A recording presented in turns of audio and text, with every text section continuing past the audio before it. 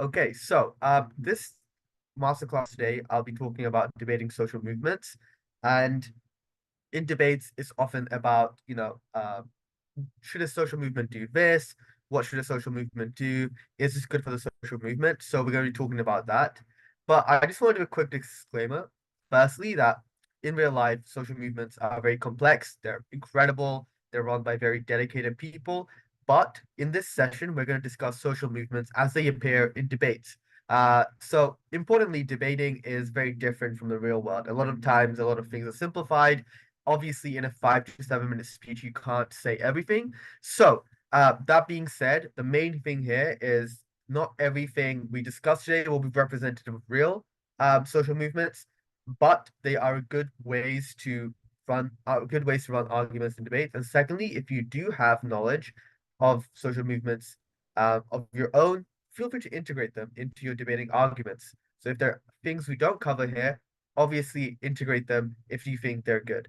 Um, that being said, these are the types of motions that we're going to hopefully tackle in this session, but also it's an example of the types of motion you will be given in debates about social movements. So, for example, this has regressed the rights of teenagers at the forefront of social movement. The question here is when you have people like Greta Thunberg as leaders of this climate change movement, is it good for the movement? Is it bad for the movement? Likewise, we have Taylor Swift has done more harm than good for the feminist movement. So what happens when you have this very famous celebrity uh, essentially being linked to this movement? Is it good or bad? Um, Otherwise, we have, for example, what should a movement do? Should a movement, in the third motion, we see that should it emphasize individual rights or collective rights? And fourthly, we should see the paths that a movement should take. Should it have judicial review and strategic litigation, i.e., try to get change through the courts, or should it try to get lobbying and campaigning for new protective legislation, so through parliament and voting? So these are the motions we're going to tackle, but also an example of the motions that you see when you do debates on social movements. That being said, I'm going to first open up a question to all of you guys. What are social movements? So uh, um, I'll give you a few seconds to think about it, and I'd love for you to someone to raise their hands. If not, I will randomly pick someone. So put your hand up, or I'll pick a random person to give me their thoughts. And obviously, there is no one answer. Yeah. Cool. 5 more seconds and we'll take some contributions. Okay, Adrian. I feel like it's something you do, like a movement you do collectively or individually, that would change how society look like potentially. Okay, that's a very good answer. Does anyone else have anything different? Okay, Kabir. Like riots and all, because like people socially like blame like the governments, like this is wrong and all. Okay, that's actually an example of what social movements might potentially do. So good job there, Ishan, and then we'll go Nitya. Yeah, so a group of people with a similar or shared ideology. Okay, great. And finally Nitya, and then we'll move on. Social movements are like organized efforts by groups of people uh, to bring change in society. Okay, fantastic. So all of you guys have essentially described uh the official uh, definition of social movements. It is ultimately a group of people who are united in a common cause that they're trying to do, and they try to get change, either through, for example, organizing, trying to get votes in, lobbying, pressuring politicians, or by protesting in other forms. Um, can you guys think of any examples off the top of your head? Yeah, Ishan? The feminist movement. Okay, fantastic. Anyone else can think of any like any examples? Nitya?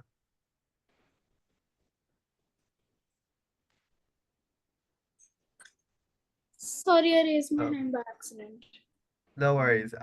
Anyone else? Yeah, Kabir? I feel like there was a farmer riot that was happening, like they were rioting in India. Yeah, actually, that is a good example. The farmers' movement in India. Ishan again. Black Lives Matter. Okay, yeah, fantastic. So a couple of main examples that pop out in debate are the climate movement, the environment movement rather. You have the social, not the social, you have the feminist movement. You also have, for example, movements that try to fight for equality, like such as the Black Lives Matter movement. You also have regional ones that are more international ones, i.e., like the farmers movement in India, and there's a couple of other movements all around. So we've now defined what a social movement is. You essentially have a group of people who are together and they're trying to fight for something. Now, I'm going to ask a very important question. In a debate context, what are the important components of a social movement? And the way I want to phrase this is, what do you guys think a social movement needs in order to be successful or to function on a day-to-day? So let's say you're a social movement. What are some things you will need as a social movement to just function, to go on your day to day? Sankar. Yes, I think it's like a group of people, like should be a large number of people actually supporting the cause. And I have one more point as well. Secondly, it should actually affect or influence something which will make the government more focused on the problem. Like for example, they could join in as a workforce or go on protests or ban something like that. Yeah, fantastic. So I really want to pick up on one of the main things you said is you essentially need a large group of people, and we'll expand on this in a bit. We'll have Nitya and Buranyu. There needs to be a specific reason, like a huge thing. It can't be anything like a small matter. It has to be a huge matter for it to be a huge change. Okay, so you need a common cause and an important cause at that. Buranyu? Yeah, so I would say like a common group with a common goal and a common movement, and also like a platform to actually exercise that movement, whether it be online or in person, like actual riots or just online or like an online movement that is pressuring the government to do something. Okay, fantastic. And finally we'll have Ishan again. Ishan. A committed and devoted following. Okay. I think you guys hit the nail right on the head. So the things I had is members, right? It's what you said. You need a devoted following, you need a large group of members, you need legitimacy. So this is the influence point I think one of you mentioned that in order to have sway over people, in order to get the government to care about you, you need legitimacy. And what that means essentially is you need to have a reasonable goal. You need to have a decent goal. So for example, if I have a social movement for something crazy like, oh, I want everyone to have I don't know, to I guess I want everyone to get free free pets or something. I want everyone to have pets like dogs or cats, right? That's probably kind of a silly mandate. A lot of people are not going to take you seriously. Whereas, for example, with Black Lives Matter, like it's equality for a huge group of people. That's a very legitimate goal to have, and it's a reasonable goal as well.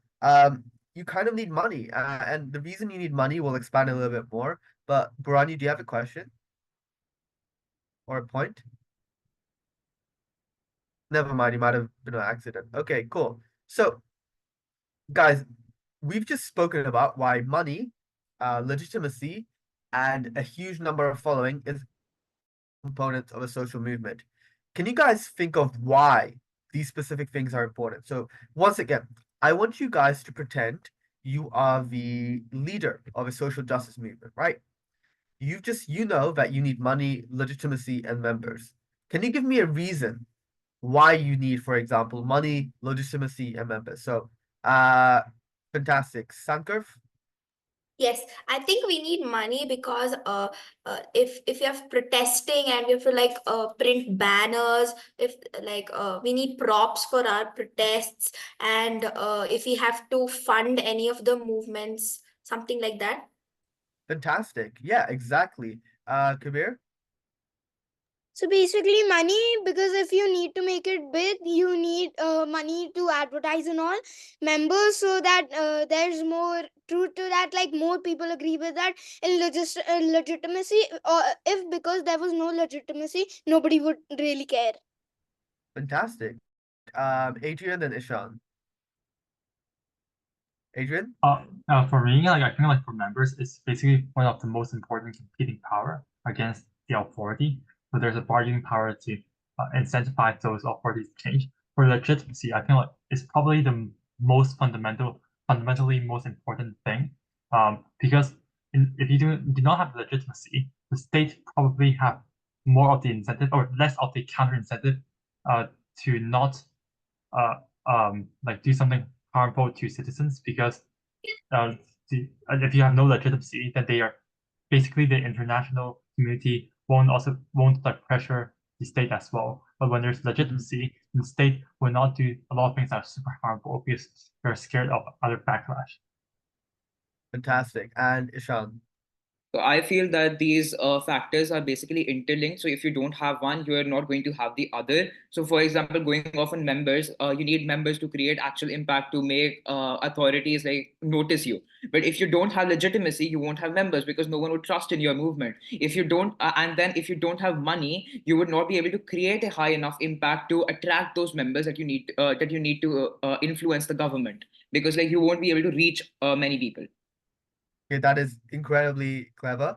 And we'll come back to this because this is going to, well, I'm gonna explain a little bit about this interlinking in a second. But fantastic point, all of you guys. Yeah, it's everything you guys said. You need members because a lot of the time, social movements, you need volunteers. You need people, for example, to walk around door to door, tell people that this is what our movement, can you support us? You need people to spread awareness, you need people to share posts. But importantly, guys, and this is something one of you mentioned that was very important. If you have a lot of members, you have a lot of people who can vote in elections. So politicians care about you. So for example, if you have, I don't know, like with the feminist movement, right? A lot of women are feminists, a lot of men, hopefully as well. And that is like a big chunk of the voting population. So a lot of um, politicians wouldn't want to, make the feminism movement angry before an election because that they know that that might lead to, them not getting as many votes. So members are very important because they volunteer their time to help your social movement function.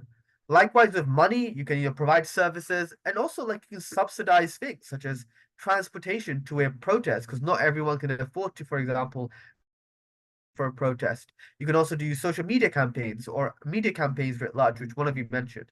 And importantly, the legitimacy is, people trust you, they post your views. So, for example, even if I'm not a member of the feminist movement, if I see that they make a very good point, and I'm like, okay, it's the feminism movement, they're speaking about this issue, I kind of trust them. I think they have authority here. Then, they have legitimacy in my eyes, so I care about them. I share their posts.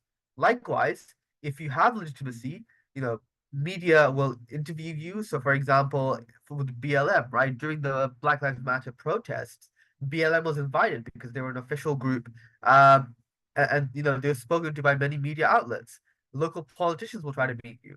So the main point here is that all of these different components are important to social movements, and they each fulfill an important purpose in the social movement getting change. Now the question is weighing. And what I mean by this is in a debate, it is unlikely that you will get all three.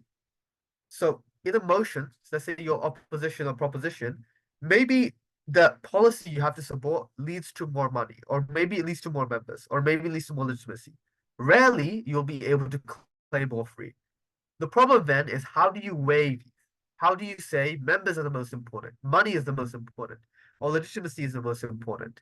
And here, there's a few tricks I want to tell you. Firstly, especially with weighing the social justice debates, make trade-offs. So acknowledge the fact that sometimes you might have less money, but you have more people. And that's important because more people means more people going around door to door, advertising a social movement, pressuring politicians, and getting actual change.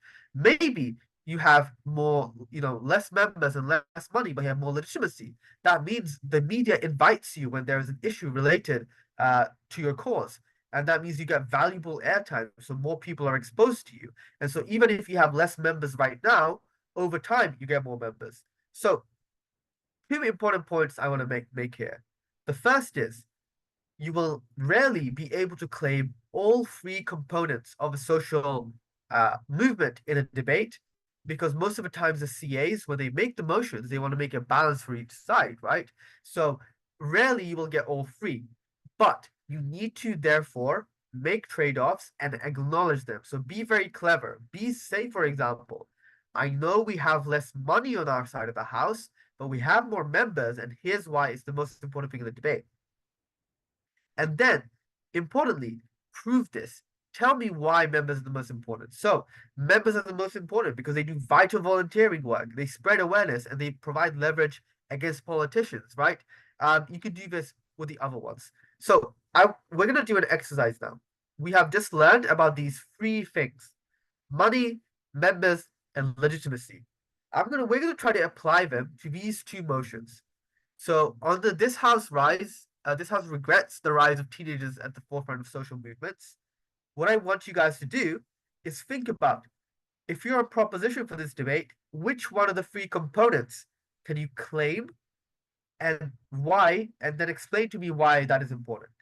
After that, we'll do the Taylor Swift one. So this house regrets the rise of teenagers at the forefront of social movements. So we don't want teenagers at the forefront of our movements. We prefer perhaps older leaders. I want you guys to think, if you are proposition, which of the components would you highlight the most? You have to pick one. Is it going to be money? Is it going to be legitimacy? Is it going to be members? And so I want you to pick one and explain to me why it's the most important. I'm going to give you approximately 3 minutes to just come up with some ideas. If you have any question, by the way, just ask me. I'm right here. Baranu, did you have anything, any questions or anything?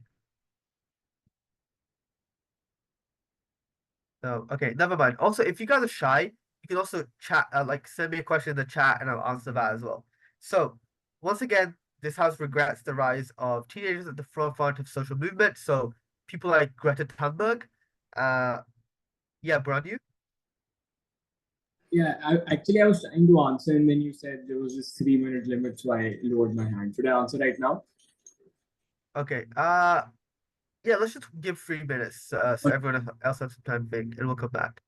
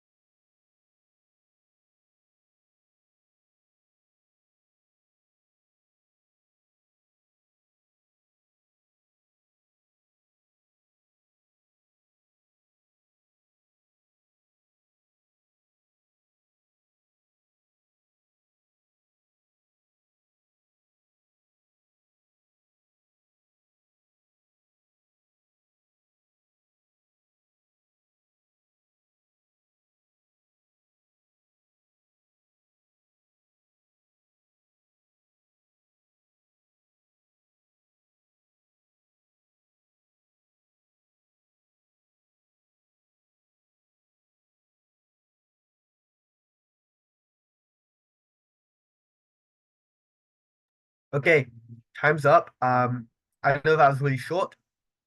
Do not worry if you don't have a fully complete thought. Just give or share whatever you have if you're comfortable. So, Sankar, what do you have? I think it's the members because as teenagers they're involved in many things. Let it be sports, let it be school, and there's like lots of places where they can actually spread what they're trying to support. And also since teenagers do not actually let it be do not have a job, so like they have more free time in which they can go on social media and spread, or they can work on ideas to on how to make their cause more. Known to the public. And also since they're youthful, like let it be going from house to house giving out banners, or let it be going on marches, they're more easily able to do it since they're young. And also, if teenagers do it, I feel like it'll attract the older generation, as they would feel if the teenager is able to understand the cause and actually supporting it, why can't I do it? So that's all I have. Yeah. Well, firstly, that is opposition argument. So actually, it's not what I had in mind because you and a regrets motion, you don't want this to happen. But that is fantastic argument for opposition. Exactly what I would have run if I was in opposition. You're completely correct. If you do have teenagers at the forefront of the movement, you as opposition can claim, look, we get more members because it's very inspiring for the older generation when you have all these young kids fighting for the climate, for example, right? So that's a very fantastic argument from you there. So yeah, guys, yeah, you don't. I know I said proposition, but also if you have opposition arguments as well, feel free to share that as well. Cool. We'll have Preksha. Yes, sir. In proposition, I believe legitimacy stands as an important factor because like a lot of teenagers are just supporting social movements because everyone is doing it, and like you'll see Mhm. many interviews where if they're asked why they're supporting this movement, they don't even have an answer because they don't know what that social movement means to them, and they're simply just doing it because it's a popular movement or because they want popularity or because everybody's doing it, and they never pause and think why they support the motion themselves. Okay, that's fantastic. If you are proposition in this debate, one thing you can very much claim is we have less legitimacy because we have these teenagers who don't fully understand the cause or sometimes don't really know what they're standing for. And once they have an interview and it goes wrong, that looks really badly for the rest of us. And we lose legitimacy. Fantastic point from you. Okay, Ishan, and then we'll have Nitya. Right. So on the side of the proposition, I feel that legitimacy would be one of the most important factors because of two things. Teenagers, firstly, may not be regarded as being experienced or educated enough to about real world political issues that the movement is supporting. And secondly, teenagers may be more equality minded in the present scenario, and therefore it might dilute the goal of the entire movement, which may be equity based instead. Therefore, we could establish the fact that legitimacy would be more important because it would build trust and therefore garner a more devoted and committed following for the movement. No, fantastic. One of the things that everyone criticizes Greta Thunberg for is she's too young, she's not experienced. What does she know? So a lot of adults, especially the media, will portray these movements as being led by people who are just too young. Fantastic point there. Nitya. I think in this topic, members are most important because teens often have like a fresh perspective on issues, challenging and bringing new ideas to the table. They also have a lot of energy and passion, which is kind of contagious and helps to mobilize others and sustain momentum over time. Fantastic. That's a great point. When you do have, and it's a good opposition point, right, as to why it is good to have teenagers at the forefront of social movements because they have so much passion. They're very energetic, and that energy is infectious.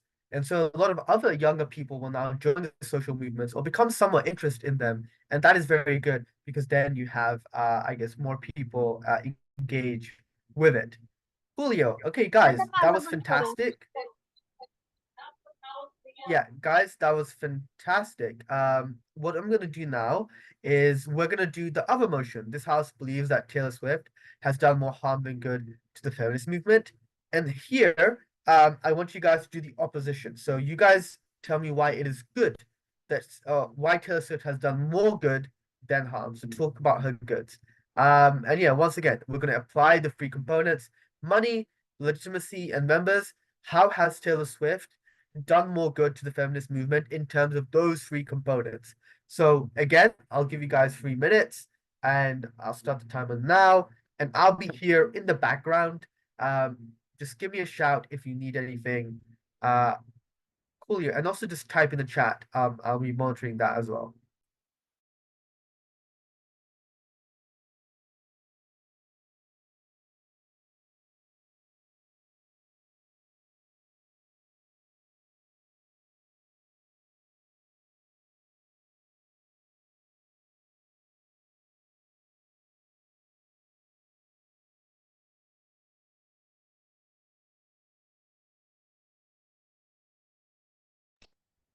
Excuse me, sir. Yep. Could you like repeat the third point on the basis of which we were to write our argument? Like you said, money, legitimacy, and Yeah, the third one is members. So how many people are in the movement? got it. Thank you.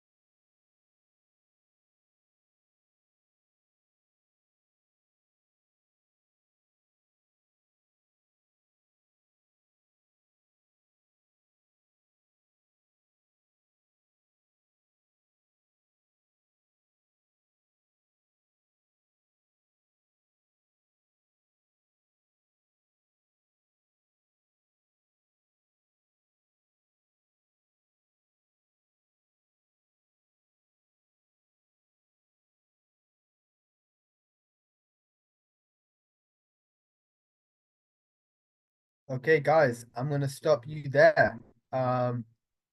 Let's share what we have.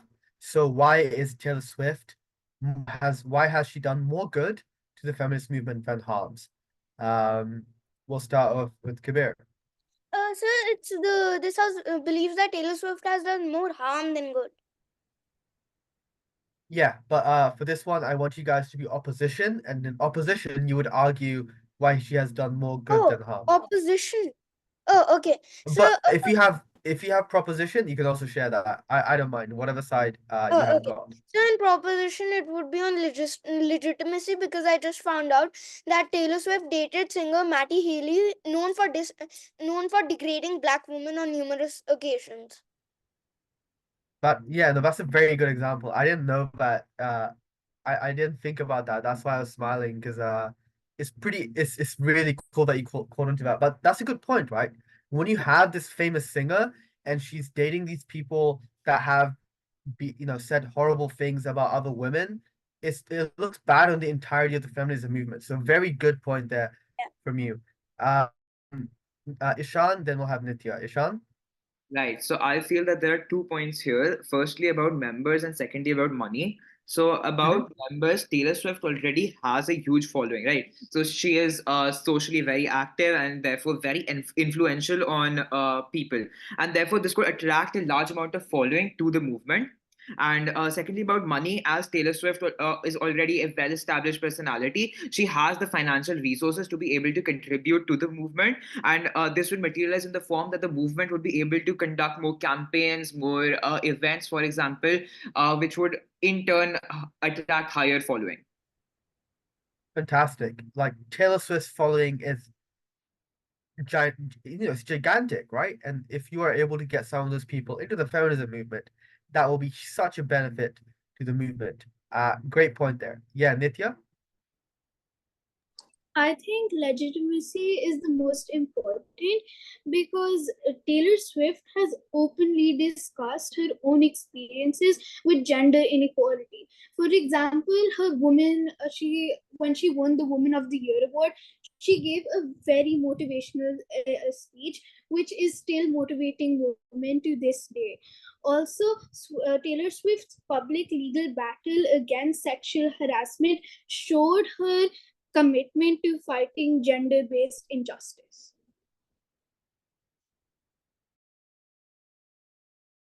No, fantastic.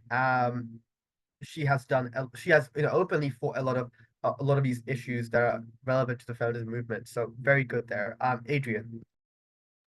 I feel like the difference between having Taylor Swift and not having Taylor Swift is that in most cases of feminist movement, there's probably an icon, but the icon is from like the person was not initially that popular, but for Taylor Swift, she is a really very popular person, so there's more legitimacy for the whole claim she made, and probably it's also because of her fan base, and also because of how government or how society view Taylor Swift, given that Taylor Swift have also brought other benefits like economic benefits to different areas, or the whole societal stereotype to like the white tourist Taylor Swift that made her a really popular icon. Therefore, when this icon also supports the feminist movement, I feel like there's more of an effect towards the feminist movement.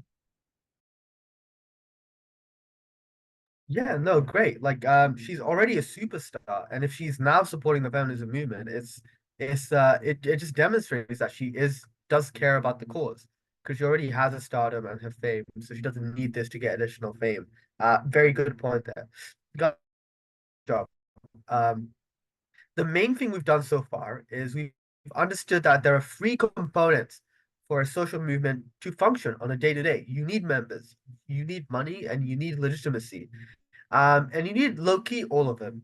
But in debates, you can't have all of them. And so you need to make trade-offs. In prep time, you need to think to yourself, which one of them can I claim? And then when you make your arguments, it's not just about, oh, we have more money. It's about we have more money. And here is why this is the most important thing in the debate. The reason money is the most important because it allows us to get more members by advertising our cause. It allows us to get more legitimacy by, providing services to the most vulnerable, right? And the thing is, you can say this about any one of the three components. You can say why money is the most important, why members are the most important, why legitimacy is the most important. So it's called weighing.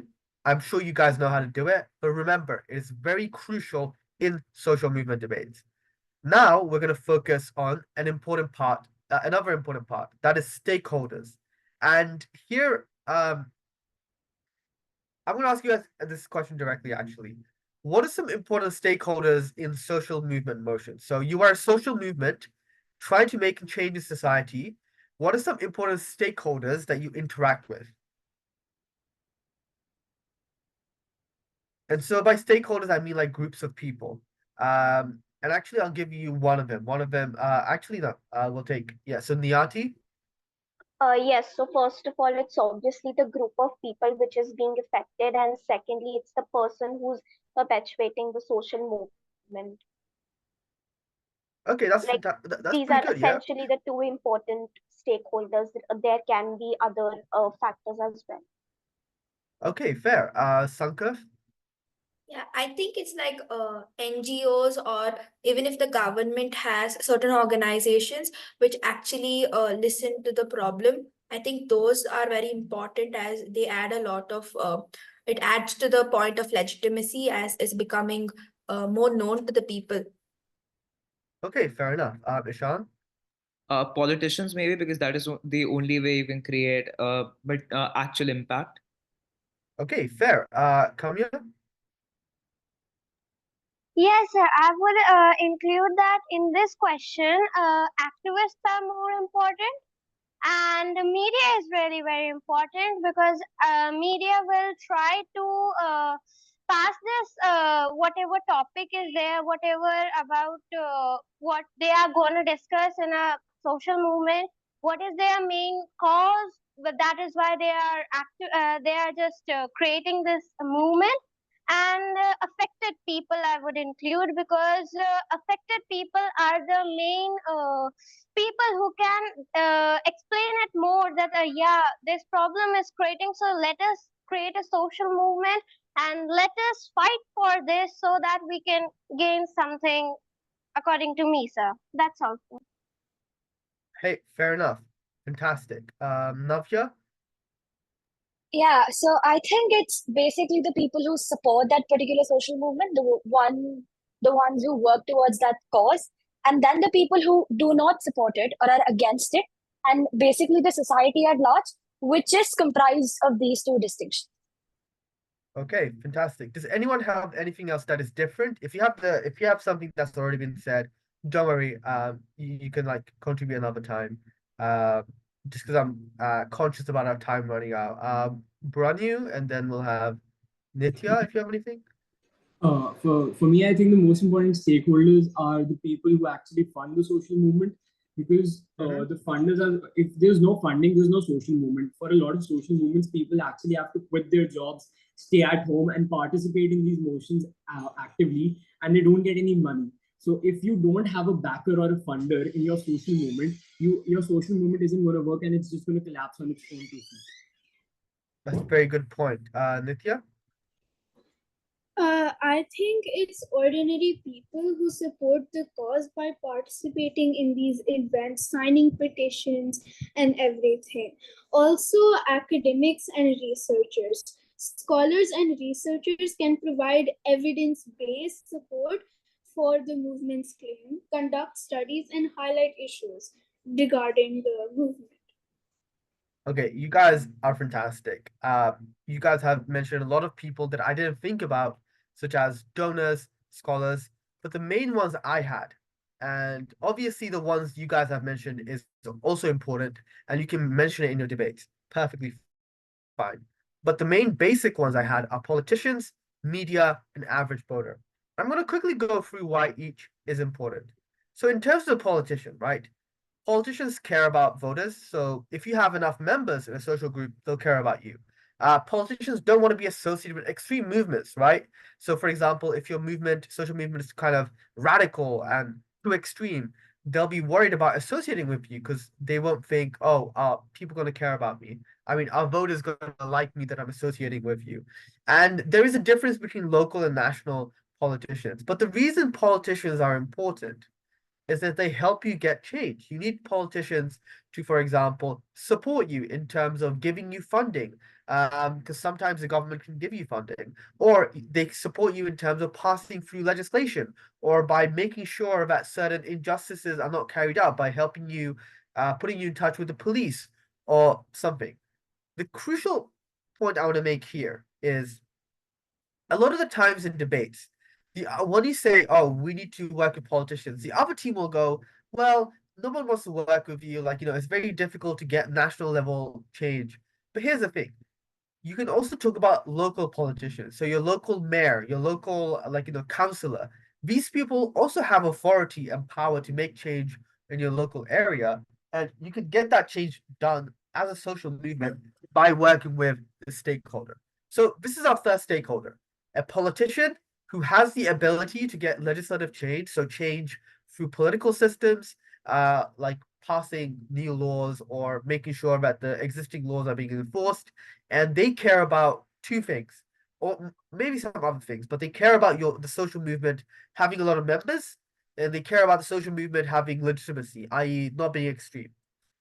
The second group is the media, and the media is very important, sorry, because they're the ones who run the news channels, the TV shows. And here it's very important because you want your movement to look like it is,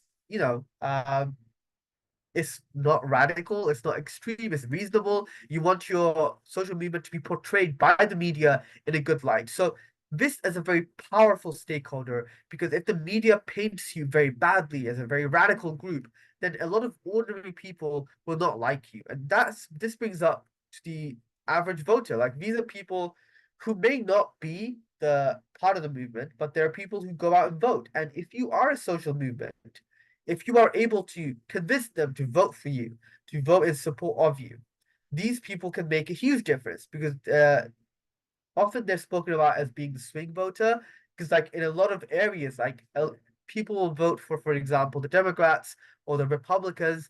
There's some people in the middle who will vote for either, and these people have the most impact in an election. So, do we have any questions about these three stakeholders, guys?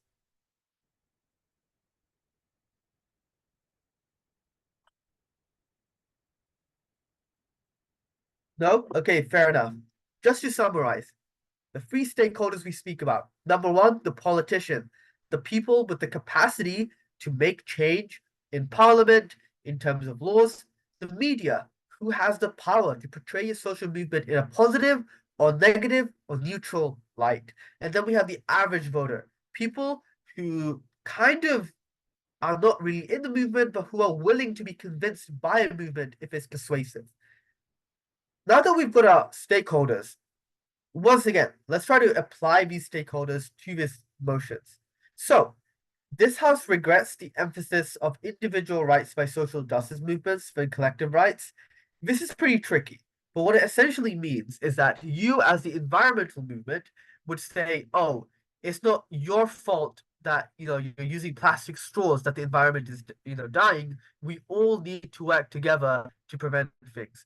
So that's the first motion. It's about individual rights versus collective rights, and you as a social movement are saying we need to emphasize on collective rights. So everyone needs to have uh actually this motion is pretty difficult and doesn't apply here. So we'll work on the second motion. The first motion is yeah, it's not applicable to the stakeholders we're speaking about.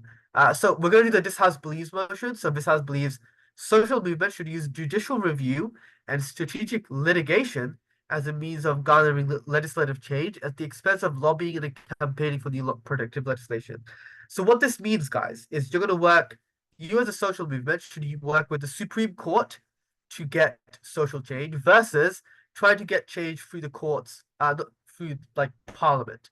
So once again, the second motion, this House believes that social movement should use judicial review and strategic litigation to get change at the expense of campaigning for new protective legislation.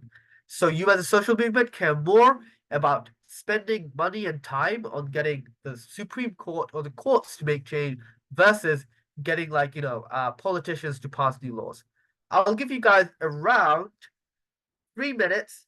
Come up with which stakeholder applies and why are they important.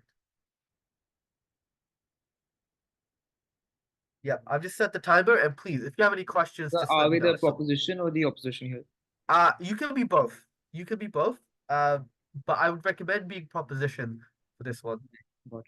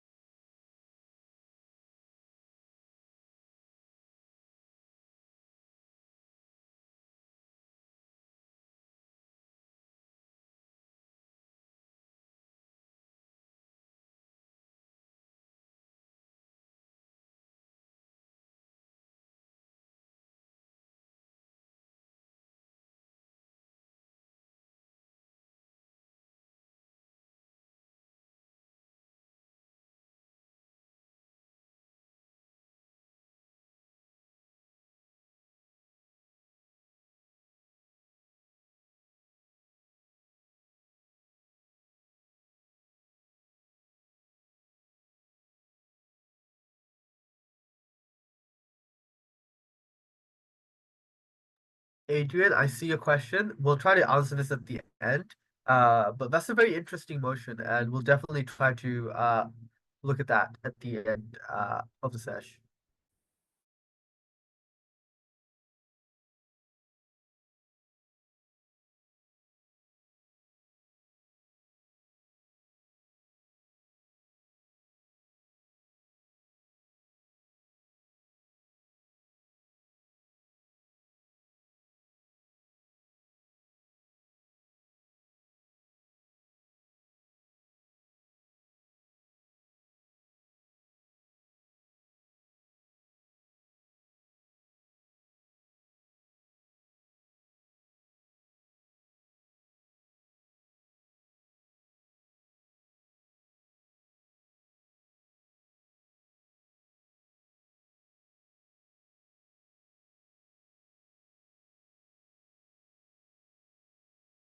Okay.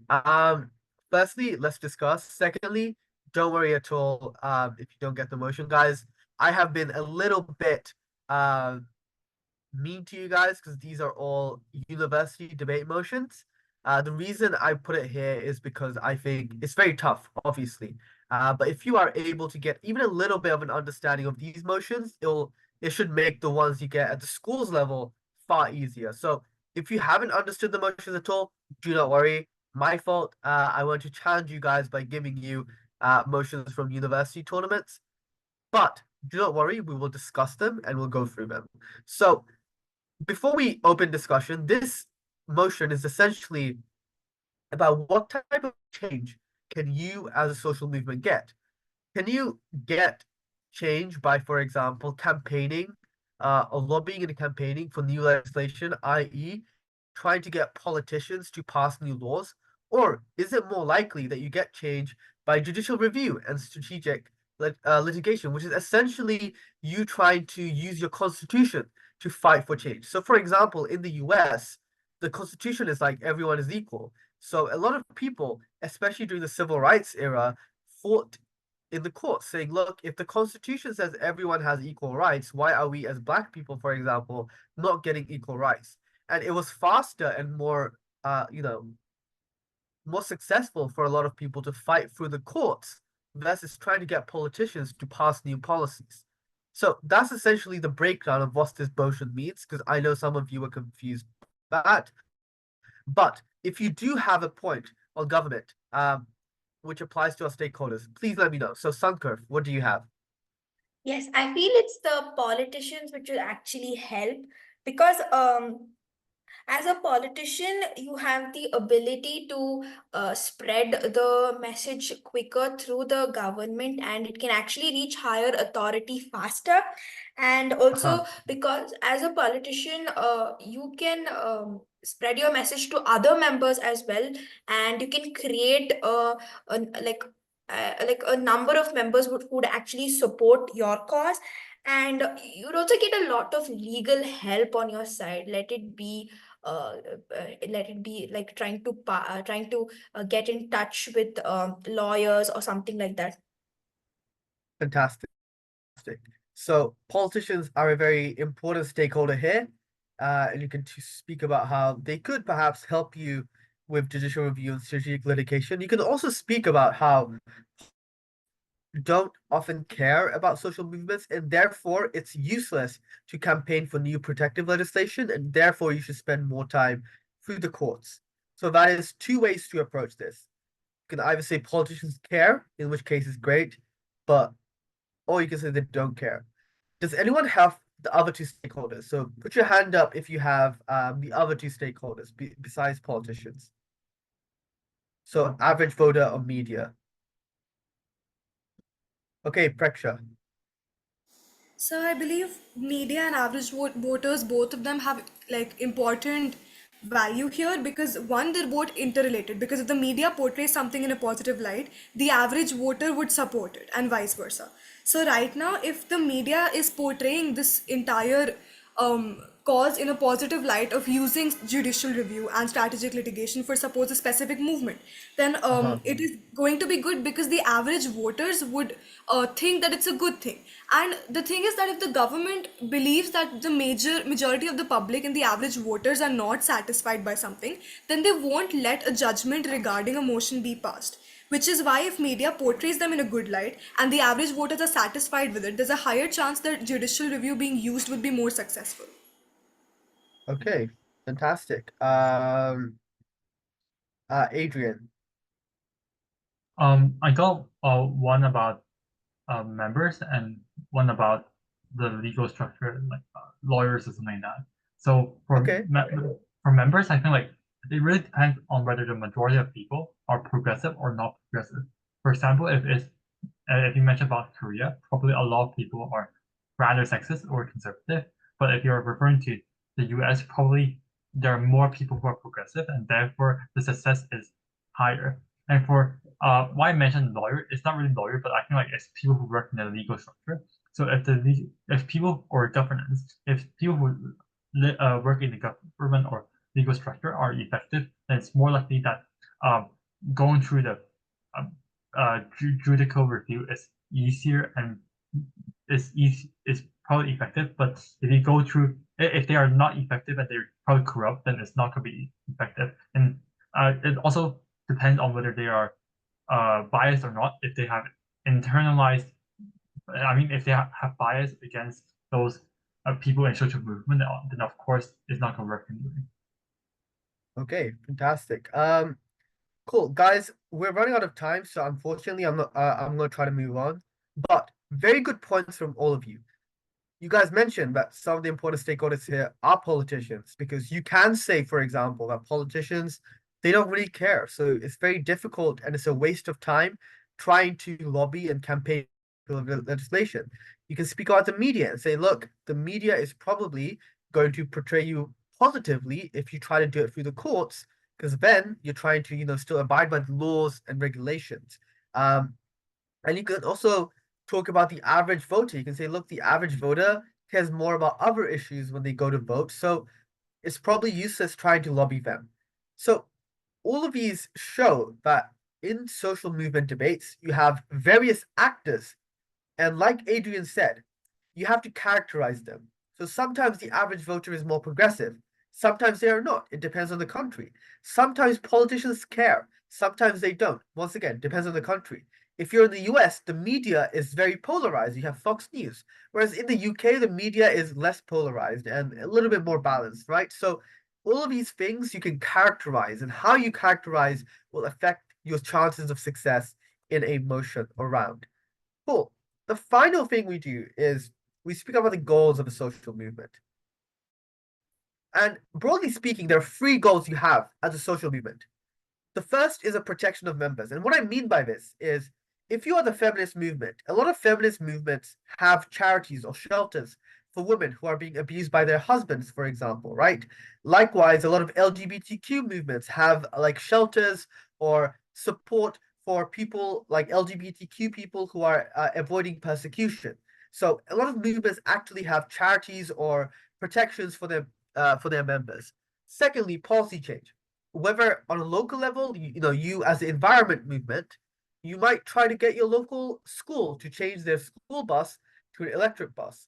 Or you can get national level policy change. You can get, for example, I don't know, trying to get a Green New Deal passed in the national parliament. Um, I think another goal of social movements is gaining more support. Because if you have more support, you have more members, more money, and more legitimacy, right? A social movement with 5 members is probably less legitimate than one with 5,000 members. All that is to say, once again, there are multiple goals of a social movement. And here's the thing, once again, you can't have all of them. So you have to weigh. Protecting is perhaps one way to say protection is the most important, is you're helping the most vulnerable, right? If you are the feminist movement, you have a duty to help women who are fleeing being, hurt by people. Likewise, for the LGBTQ movement, you have an obligation to help people who are fleeing persecution. So that's one way to weigh protection. A way to uh, a way to weigh policy change is to speak about how, look, if you get policy change, it is permanent. Well, hopefully it's permanent. And importantly, it is concrete, right? It is in law, it is enforced. And if you speak about more support, you can talk about, well, if you have more support, you have more money, you have more members, and therefore it's easier to get, for example, other things. But also notice how they link. So if you have more support, you can get policy change. If you have policy change, more people support you. If you protect people, you get more support because people are like, oh, you guys are doing actual help. So, like many things in life, they're connected. They're not separate, they're connected. And the way you weigh these matter. So, the final thing we're going to do in terms of concluding remarks is quite simple. Today, we have learned a few things. We have learned the components of the social movement. It is the money, members, and also legitimacy. We have learned about the stakeholders you engage with as a social movement when you are, advocating for your cause. It is politicians. It is also politicians, the media, and it is also the average voter. And we have spoken about the aims of the social movement. You are trying to protect people that you care about. You are trying to get policy change, both local, like your local town, and also national level. And by the way, guys, in debates, a lot of people try to prove national level change, but that's very hard, right? Local level change is easier and it also has a lot of benefits. So next time you're trying to prove policy change, try to think about the local level too. And the third thing is obviously getting more support. And the main important thing I want you guys to take away is always pick one or two things you want to fight for. because it's impossible to fight for all three components or all three stakeholders or all three goals of the movement. Pick one or two that applies to your side of the motion and weigh. Tell the judge, look, I know we don't protect as many people, but we get policy change. And the reason that really matters is because it helps more people in terms of numbers. Or say, for example, that look, I know the stakeholder we interact with is politicians as opposed to the average voter, but I think the average voter will never listen to us anyway, but at least politicians will care about us, for example. So yeah, weigh, make trade-offs, and acknowledge the trade-off. Fantastic. I think we have time for questions. Any questions in the chat? Or yeah, Nyati. Yes, so this is a question regarding the motion we discussed. So, as per my interpretation, if we are the government, so we have to support that working with the Supreme Court is better to bring about change than working with the politicians in a social movement, right? Yeah, and you are not the if you're government, yeah, you're trying to argue why it is more useful for social movers to work with the Supreme Court than politicians. And some of the things you can say is number one, a lot of voters don't care about social issues as much. They care more about the economy, they care more about I don't know, some other issues. So they won't vote for it, vote alongside you. So that means that you're wasting resources. You can also speak about how a lot of politicians make promises, but they don't really keep it, and often politicians don't align with social movements. Yeah, and you can also speak about why it's just more effective. Cool. Right, Sankar. right. I have a follow-up question as well. Okay, yeah. Yes, so this I understood about how we could bring about a new face for the politicians, but I did not understand how could we use voter and media as a stakeholder if we are from the government side. So here's the thing, you can't always use every single stakeholder. These are stakeholders that are relevant in social movement debates, and they won't, they might be applicable to your side, they might not be applicable. So in this specific motion, if you are government, the stakeholder that is relevant to you is politicians and the average voter, because you say the average voter doesn't care, the politicians therefore also do not care. The media doesn't really matter anyway, right? Whereas if you're opposition, maybe you can mention the media, probably not. But here's the thing, with everything we've learned today, they are a tool in your toolbox, meaning you do not have to use them in every single round, but just be aware that you can use them and sometimes they are relevant. Does that make sense? Got it. Thank you. Okay, Sankar? Yes, sir. So I just had a doubt. In goals of social movements, could you tell some ways by how we could gain more support? Yeah, fantastic. So a way to gain more support is you as a social movement might, for example, go door to door, speak to people. You might also hold events such as marches or protests, or do a social media campaign where you're sharing why your cause matters, and why people should support you, right? And so that is the goal of some social movements, especially if you're a young one. If you're a small social movement, you want to gain more support before you try to make policy change. Because if you've got 5 or 10 members, realistically, it'll be very difficult for you to make any change. So that's why your priority then is to get more support. Does that make sense? Yes, sir. Thank you. Fantastic. Okay, the final thing I'll cover then is a question about the motion from Adrian. The main thing I'll say, Adrian, this is entirely dependent on what your opening ran. Because I know it sounds, because it's a pretty interesting motion. Um, but, so what did your opening run? I I forgot what they all the stuff they said, but I feel like mainly they ran something like in principle, like how I feel like they mentioned something like it's morally arbitrary that you're lucky or something like that, or something that is relevant. And also something like the system like there's structural injustice. Structurally is injustice something for the principle. I think that's the major push from them. And I think there also something about practical benefits, but I forgot what it was. But basically, we couldn't run anything because they said all the stuff. Okay, fair enough. The first thing to extensions is number one, you can do a vertical extension. So a lot of the times I listen very closely to what my opening run, and sometimes they don't weigh things correctly, or sometimes they don't prove everything. And so I may take one of their points, prove it better than them, and explain why it's the most important thing. But one thing you can run here is, as closing government, is radical feminism is a fresh way to approach governance. Therefore, a lot of the media will cover it. Like, oh wow, look at this politician. She is very different from all the other politicians. So you'll get a lot of attention. That means the feminism movement gets a lot of exposure. That means number one, you get more support, more donors, because I think there are a lot of women and especially a lot of progressive people out there who want to engage with the political system, but they're like, oh, politicians, don't really care anyway. But you show that you actively care. Secondly,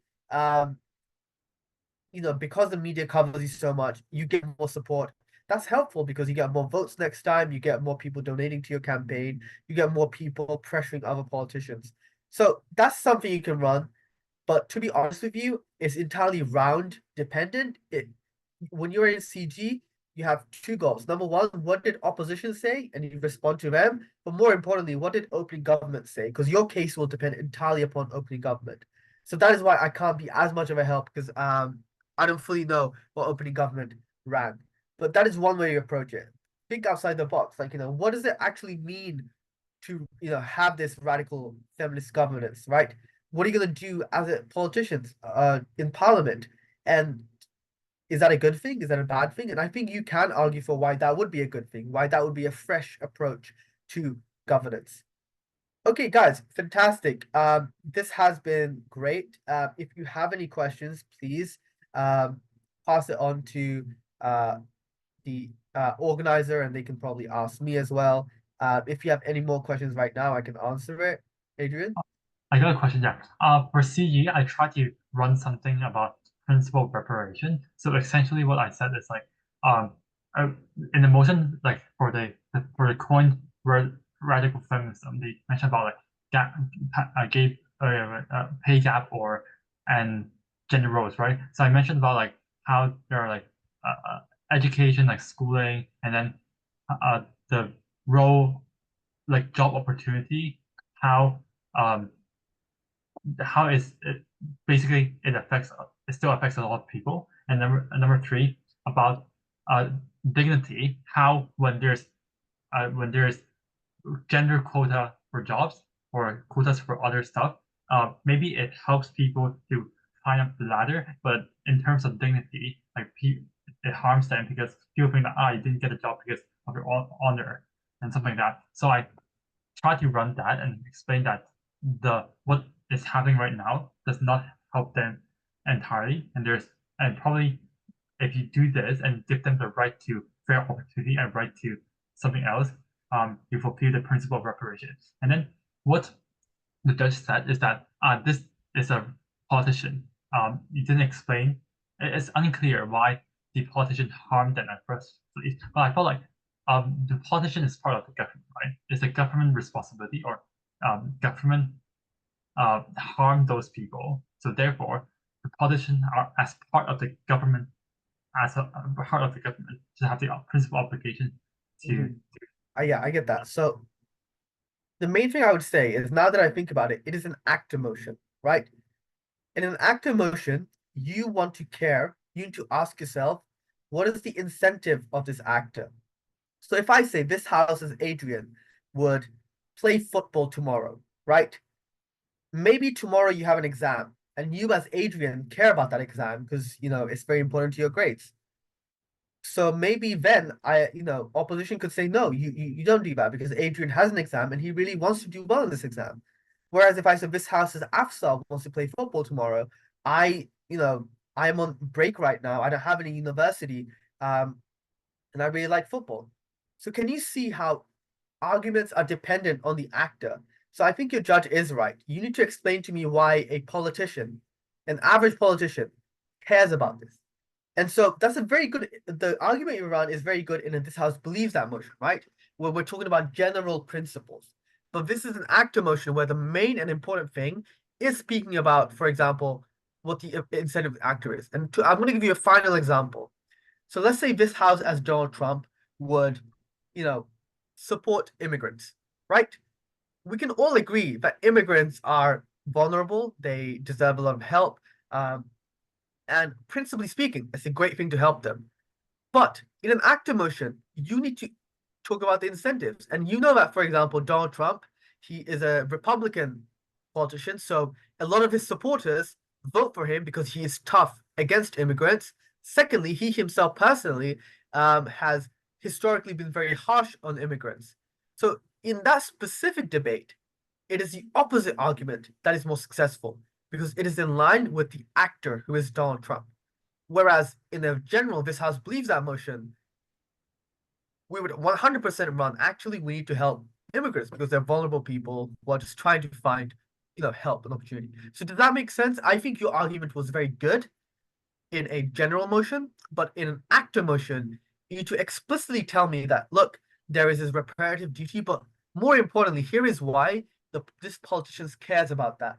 And if you did explain to me that, hey, look, this politician, here are 3 reasons why they care about being principally correct, maybe then this argument would have landed. But that is very difficult to do because it's a general principle. It's not necessarily like ask yourself this: does the average politician really care about that? Okay, final question from Niyati because I do have to run in a second. Yeah. Yes, so the motion which you just explained that this house as Donald Trump would support immigrants, what could we say in proposition? To be fair, there is no proposition for that. Right. Yeah, it's just an example to show that, it's an unbalanced motion. I don't think you would be set that in the real world. Definitely. Okay, thank you. Really No quickly, worries. can I do a follow-up really quickly? Yes, sure. So I feel some people told me that for an actor motion, the general principle also works because people will say that the judges will assume that the actor has a moral interest as well. Therefore, the general principle can be run. So here I'm a bit confused. So it is true, but you need to ask yourself, is that a general principle? What I mean by this, what I like to do in debates, I always try to act. What is the common sense argument? So generally, think about this, guys. You have this politician, any politician in parliament. Are they really going to sit there and think, I wonder whether or not I have a obligation to the people in terms of gender roles because I have enacted harm on them, right? Like, isn't ordinary politicians really going to sit there and think about that? Maybe they do, but do they care as much? And the thing is, in a lot of active motions, maybe they do care, but there are other things they care about more. If you're a politician, you probably care about getting reelected. That's your first priority. You probably care about having, strong supporter base. Second priority. Probably care about having, I don't know, like not being not having a scandal in the media, right? And then maybe finally you care about, being principally or morally right, right? So general principles kind of apply, but you need to ask yourself, is this the most important thing this actor will care about? So once again, Adrian, this house says Adrian would, I don't know, go on holiday, right? Maybe you've had a tough year, and maybe Adrian really needs to relax. He's had a stress at school, right? But maybe opposition is like, well, if Adrian goes on this airplane, there is a small chance that the airplane could crash and then he could, I don't know, be harmed, right? So notice that is kind of like a general principle. It's something that is true, could happen, but you need to ask yourself, is that realistically something Adrian cares about or is afraid of? But also, maybe opposition is like, well, maybe Adrian is really worried about the fact that his one plane will contribute to climate change. Well, once again, maybe you care about the climate, but do you care about that above everything else? Maybe you do. You need to explain to me why, right? So general principles do in some cases apply, but you have 2 questions. Number 1, is this an important consideration to this actor? And number 2, why? And you need to explain that to the judge. Because if you don't explain to the judge will default to the things that they feel is more important, the more basic things. Okay, so Hopefully that answered that question. Yeah. so specifically for actor motion, principle does not necessarily go first, but in other motions it does. In general, it depends. It very much depends. What I mean by this, if you have a principal actor, right? Let's say you're the Pope. This house is the Pope would do X. Now, let's say you say, look, we have a principle that if the Pope goes against this, it would be sacrilegious, it would be a huge sin, and the Pope cares about not being sinful because he's the Pope, right? So in that case, the principle is very strong. Whereas, for example, this house, I'm going to use Donald Trump again. This house is Donald Trump, would do X. Maybe you're like, oh, actually, this is not good because principally speaking, he would go back on something he promised. But at the same time, Donald Trump has been prosecuted of lying and felonies, right? So maybe he doesn't care about that principle as much. So can you see, Adrian? It is all about getting in the head of this actor and asking yourself, what do they care about? If they've lied in the past, do they really care about lying? Probably not. But if they're a pope and they've always wanted to be religious, they probably care about not lying and being moral. Coolio. All right, guys, I am going to log off. But once again, you've been great. Any questions, pass on to the organizer. They'll pass on to me. Have a fantastic day or night. See you guys later. Thank you very much. Thanks also. Thank you so much.